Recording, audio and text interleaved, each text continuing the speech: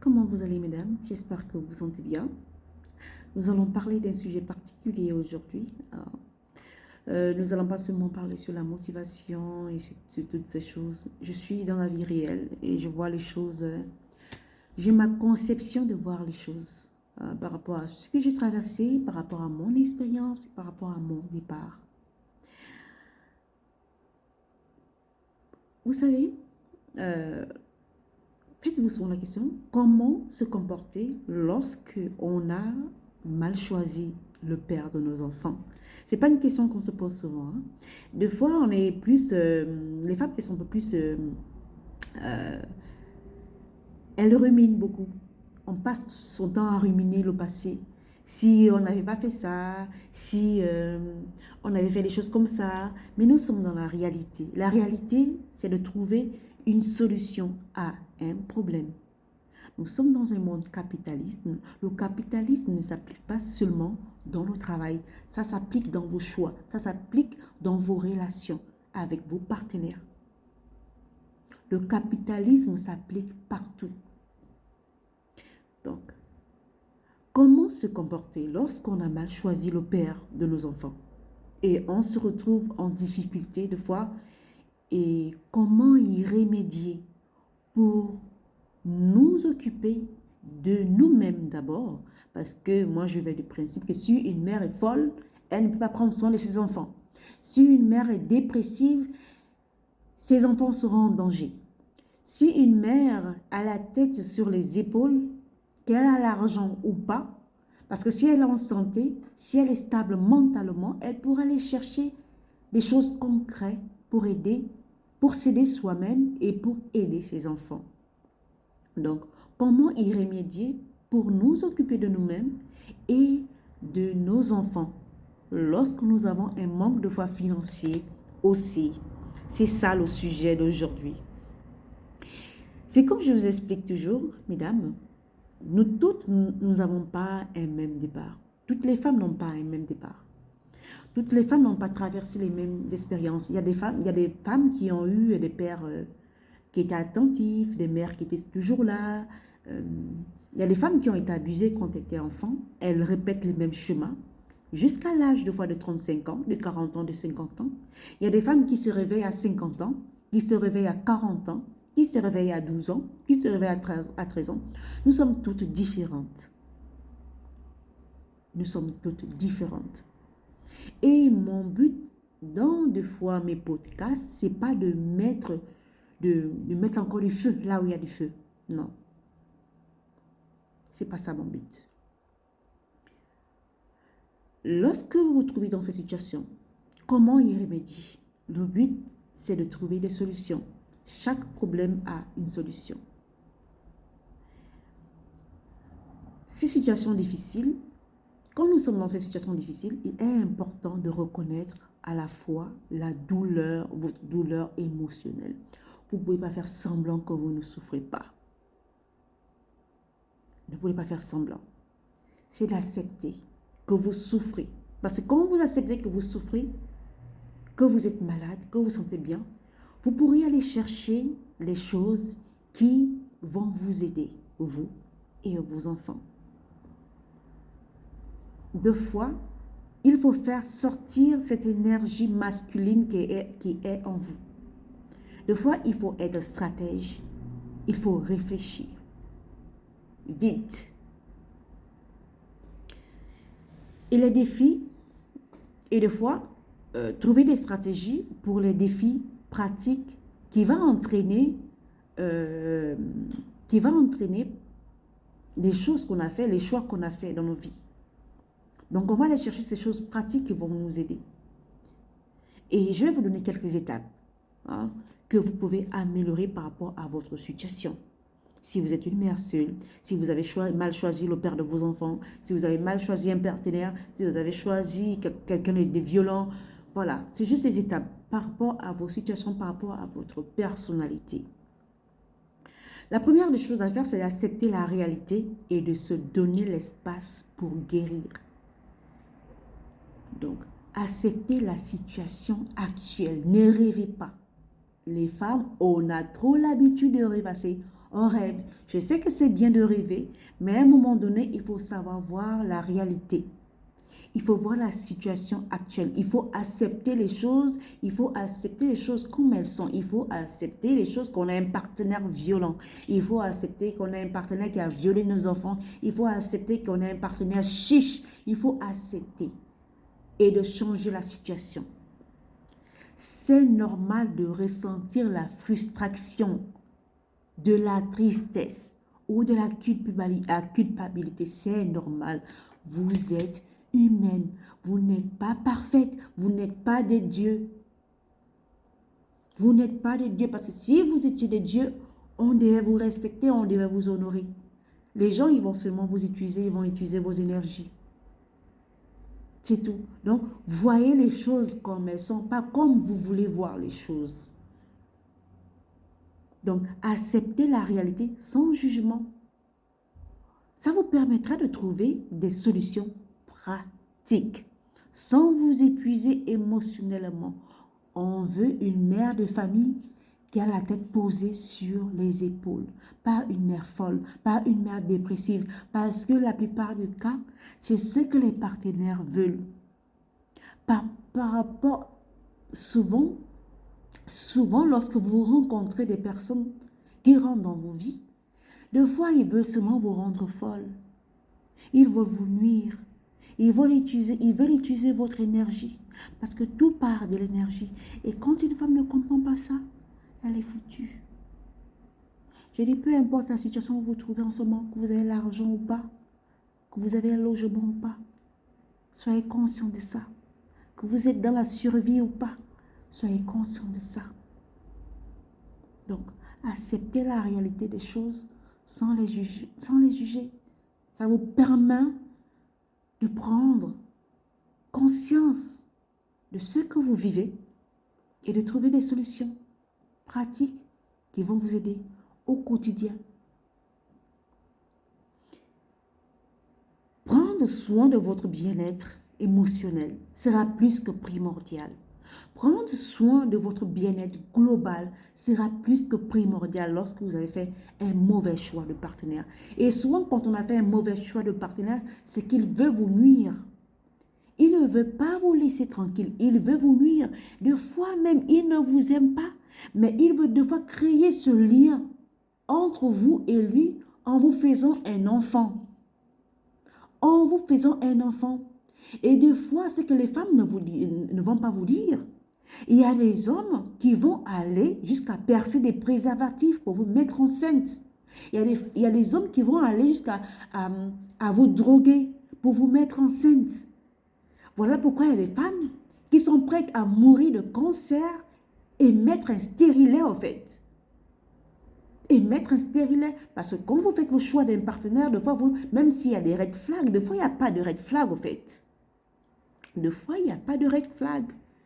Vous vous rendez compte que vous avez choisi un mauvais partenaire après. Après, parce qu'il y a des gens qui savent bien jouer leur jeu. Qui savent bien jouer leur jeu. Parce qu'ils savent que quand ils ont créé ce lien-là d'enfant, ils ont mis l'enfant au milieu, vous seriez toujours là. Ils vont jouer avec votre mental, ils vont jouer avec vos émotions parce que vous allez diriger votre énergie vers lui. Vous allez passer votre temps à combattre avec lui au lieu de vous occuper de l'enfant en fait. C'est ce qu'ils veulent parce que c'est votre énergie qui va le nourrir financièrement, qui va l'accorder l'abondance parce que vous ne seriez pas concentré sur vous. Est-ce que vous comprenez dans quel monde on vit? Donc, quand vous avez fait le choix d'un mauvais partenaire, quand vous connaissez votre départ, soyez conscient de ça. OK? Donc, le deuxième approche ici, c'est de créer un plan de rétablissement financier. Créer un plan de rétablissement financier parce que quand vous avez la tête sur les épaules, vous pourrez aller chercher de l'aide financière. Il y a des programmes de soutien, il y a parfois des organisations qui s'occupent de ça aussi. Pour celles qui aiment les aides, vous pouvez aller voir ces gens de personnes qui vont vous aider. Donc, recherchez des ressources locales qui peuvent vous aider. Excusez-moi. qui peuvent vous aider. Vous avez aussi repensé aussi votre gestion financière. C'est-à-dire, essayez de revoir votre budget pour minimiser les dépenses non essentielles. Cherchez les options économiques pour les besoins de base, comme la nourriture et le logement. Et si vous n'avez vraiment rien, cherchez un moyen. Cherchez tous les moyens, même à travers Internet. Faites quelque chose. Commencez quelque part. Ne vous dites pas que... Ne vous laissez pas submerger par ce que vous n'avez pas maintenant. Ne vous laissez pas submerger. Peut-être vos économies sont finies, mais ne vous laissez pas submerger par le problème. Prenez du recul, prenez soin de vous et trouvez une autre stratégie pour avoir de l'argent. Trouvez des ressources de revenus supplémentaires. Explorez à travers Internet, à travers les ventes des produits. Faites quelque chose. Créez des vidéos. Ne vous dites pas que ceux qui disent non, YouTube n'est rien. Il y a des gens qui gagnent l'argent avec YouTube. N'écoutez pas les gens. Même si vous dites que c'est petit, c'est 100 €, c'est l'argent en fait. Même ceux qui disent non, on ne gagne rien avec YouTube. YouTube, c'est juste un complément alimentaire. Et les gens mentent. Les gens mentent parce que si YouTube n'était rien, ou TikTok n'était rien, les gens ne passeraient pas de temps à vendre des formations. Ils ne passeraient pas de temps à vendre des formations, des carnets et toutes ces choses. Donc, concentrez-vous sur des choses online qui peuvent vous produire quelque chose. Et faites des choses à travers de la maison. Et commencez. Le but, c'est de commencer. N'écoutez pas les gens qui vont vous faire culpabiliser. Pensez à vous et à vos enfants. OK. Et la troisième étape, c'est de vous entourer de soutien. Cherchez une aide extérieure. Ne restez pas isolé. Demandez à des amis. Et si vous n'avez pas d'amis, et si vous êtes en Europe et que vous êtes seul, allez-y chercher une tribu sur Internet qui vous ressemble. Des gens qui sont comme vous, qui se sont relevés des problèmes. Lisez, allez-y lire des livres des femmes qui se sont en sorties avec leurs enfants, qui sont occupés de leurs enfants. Allez-y lire des livres. Les amis ne sont pas forcément physiques. Les amis peuvent être vos livres, peuvent être vos rêves. Les amis peuvent être... Créez-vous des amis. Si vous êtes seul, ou ayez une amie qui va vous écouter, ou allez-y voir un psychologue qui va vous aider. Ne restez pas isolé. Et si vous venez d'une famille toxique, là c'est autre chose. Alors je vais vous dire, concentrez-vous sur vous. Concentrez-vous sur votre bien-être. Allez-y parler à un psychologue. Allez-y parler à quelqu'un qui... parce que le but, c'est de parler. Ne ruminez pas. Le but, c'est de parler. Cherchez quelqu'un qui va vous écouter. Parce que ça doit sortir de vous. OK?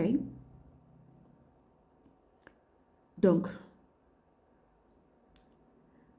vous pouvez rejoindre des groupes de soutien aussi des mères célibataires, s'il y en a, de nombreuses communautés ou de groupes en ligne, offrant des conseils pratiques et un soutien moral. Vous pouvez partager votre expérience, apprendre de celle des autres. Votre expérience peut être aussi une histoire. Utilisez les choix que vous avez faits d'une manière positive. Utilisez votre histoire à travers un livre, à travers quelque chose qui va vous inspirer. Ne vous limitez pas. Ne laissez pas les gens vous limiter parce que vous avez pris un mauvais départ. Votre histoire, c'est votre histoire. Votre départ, c'est votre départ. Vos expériences sont vos expériences. La quatrième étape, c'est de travailler sur la coparentalité. Si possible. S'il est vraiment toxique, fuyez. Fuyez ce bouc. Allez-y ailleurs, changez de pays, rentrez chez vous, je ne sais pas. Fuyez. Si c'est le genre de père qui n'arrive pas à avoir un dialogue calme, qui n'arrive pas à penser à son enfant, pour le bien de son enfant, qui veut toujours vous sucer de l'énergie ou vous rendre folle, si c'est un narcissique, pervers narcissique, c'est à vous de savoir prendre le choix parce que vous avez la tête sur les épaules. Vous allez juger de vous-même si c'est un danger pour votre enfant et si c'est un danger pour vous. OK? Parce qu'un père, on n'a pas besoin de dire à un père qu'est-ce qu'il doit faire. Le père, il sait ce qu'il doit faire. Un homme sait ce qu'il doit faire. Il sait toujours ce qu'il doit faire. Vous n'avez pas besoin d'enseigner à un homme ce qu'il doit faire. C'est depuis le bas âge qu'on enseigne. Et surtout si c'est un Africain, il sait ce qu'il doit faire. Je vous assure, vous n'avez pas... Vous pouvez faire toutes les vidéos que vous voulez. Vous pouvez enseigner aux hommes. Les hommes, ils savent ce qu'ils doivent faire. Ils le savent. Ils le savent. Si ce sont des Africains, pire encore si ce sont des Africains, ils le savent. Vous n'avez pas besoin de les enseigner quelque chose. Et pire encore s'ils viennent du continent là, africain là. Ah, mon Dieu. Vous n'avez besoin de rien les enseigner. Ils savent ce qu'ils doivent faire. Quand ils vous font du sale, ils savent pourquoi ils vous font du sale. Parce qu'ils ne veulent pas prendre leurs responsabilités. Ils ne veulent pas prendre leurs responsabilités. Donc, quand vous savez que vous avez fait un mauvais choix de partenaire, vous avez fait un mauvais choix du père de votre enfant, c'est de vous connaître vous, de connaître votre personnalité, de connaître votre bien-être pour prendre certains choix. Que ce soit avec le dialogue, avec cet homme. OK? Et si ce n'est pas possible, cherchez quelqu'un qui sera au milieu entre vous, qui va être le médiateur pour le bien de votre enfant. Au lieu de toujours entrer en conflit. Parce que l'enfant, il ressent ça. Il perçoit ça. OK. La 5e étape, c'est de se reconnecter avec vous-même. C'est l'étape la plus primordiale pour moi. Priorisez votre bien-être physique et mental. Priorisez votre bien-être physique et mental. Même si le temps est limité, prenez des moments pour vous recentrer. Que ce soit par l'exercice, des moments de détente ou des pratiques spirituelles, vous devez être en bonne forme pour prendre soin de vous et de votre enfant. Et il y a des personnes qui ne vous permettront pas d'être dans cette douceur, d'être dans cette détente avec vous. Ils veulent toujours vous voir dans votre énergie masculine. Ils refusent, il y a des gens qui refusent que vous soyez une femme. Et soyez conscient de ça. Il y a des gens qui ne veulent pas être, qui ne veulent pas que vous soyez une femme. Il y a des gens qui veulent que vous travaillez pour eux, alors qu'on a dit que ce sont eux des hommes. Donc, même les petites choses que vous faites au quotidien, minimes qu'elles soient, apprenez à célébrer vos petites victoires. Mais, mesdames, vous ne savez pas à quel point vous êtes courageuse. Vous ne savez pas. Vous êtes courageuse à un point. Vous devez reconnaître les petites étapes et réussites que vous faites dans votre vie, que vous avez dans votre vie. Parce que ce sont ces étapes-là que vous avez surpassées, qui vous aideront à maintenir un état d'esprit positif. Ce sont ces étapes qui vont renforcer votre confiance en vous et vous rappellera que vous avez la capacité de traverser cette épreuve. Ne minimisez pas vos diplômes, ne minimisez pas votre parcours scolaire, ne minimisez pas vos expériences par où vous êtes passé, ne les minimisez pas. Les gens auront tendance à vous faire minimiser vos victoires. Ne minimisez pas les routines de bien-être que vous suivez, ne minimisez pas les routines de vos skincare. Ne minimisez pas les routines de vos bien-être. Que ce soit de vos détentes, que ce soit de votre... quand vous prenez soin de vous, ce sont des victoires. Il y a des gens qui n'arrivent pas à le faire. Il y a des gens qui ont perdu des cheveux, qui n'arrivent pas à prendre soin de leurs cheveux. Il y a des gens qui sont devenus dépressifs, qui n'arrivent pas à prendre soin de leur bien-être. Ce sont des victoires. C'est une victoire quand vous êtes en forme. C'est une victoire quand vous n'êtes pas dépressif. C'est une victoire quand vous n'êtes pas en anxiété. Quand vous n'êtes pas stressé, c'est une victoire. C'est une victoire quand vous arrivez à manger un plat que vous avez cuisiné. C'est une victoire. De mettre quelque chose de bien dans votre bouche, c'est une victoire. Minime qu'elle soit. OK?